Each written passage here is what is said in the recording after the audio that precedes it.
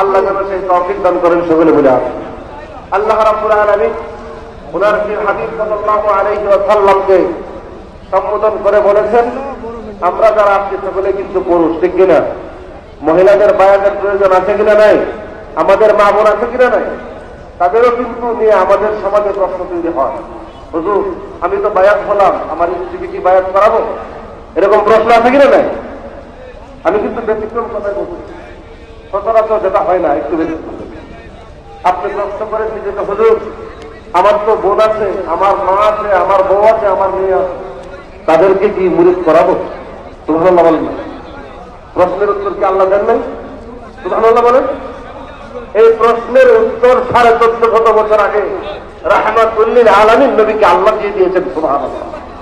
আপনি মিরান শাহ তাতারী রাহমাতুল্লাহি আলাইহির দরবারে বসে ভাবতে পারেন, কিন্তু উত্তর 1450 বছর আগে রেডি হয়ে আছে। আল্লাহ রাব্বুল আলামিন স্পষ্ট করে দিয়েছেন, হাবিব ইজা জাআকাল মুমিনাত, যখন আপনার কাছে সাহাবী মহিলার আগমন করবে, সুবহানাল্লাহ, ইউবাইউনাকা, তারা আপনার কাছে বায়াত নেবে। সুবহানাল্লাহ বলেন। এখন আমরা যদি এরকম প্রশ্ন করি, পুরুষরা মলিন হবে, মহিলা মলিন হওয়ার দরকার নাই। আমি নিজেকে প্রশ্ন করতে পারি, যেখানে স্বয়ং নবীকে আল্লাহ রাব্বুল আলামিন ঘোষণা দিয়ে দিয়েছেন যে আপনার সাহাবায়ে কেরাম মহিলা যারা আছে তারা যদি আসে, তারা আয়েশা আপনার কাছে বায়াত গ্রহণ করবে। সুবহানাল্লাহ। এখন বলেন, আমার নবীর সাহাবী মহিলা যারা, তাদের যে ঈমান, তাদের যে কুওয়াত, তাদের যে তাকওয়া, এটা কি বর্তমান সময়ে কোনো উপমা চলবে?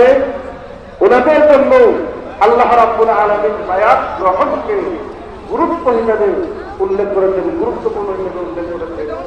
আর আজকাল তো বায়াতের গুরুত্ব আরো শতগুণ বেশি, বলেন ঠিক কিনা? আমরা কিন্তু এই মাসালাগুলো দরবারে আসলাম গেলাম, এগুলো কিন্তু আমাদের উদ্দেশ্য না, বলেন ঠিক কিনা? আমরা দরবারে কিছু ব্যতিক্রম, দরবারে কিছু জানার জন্য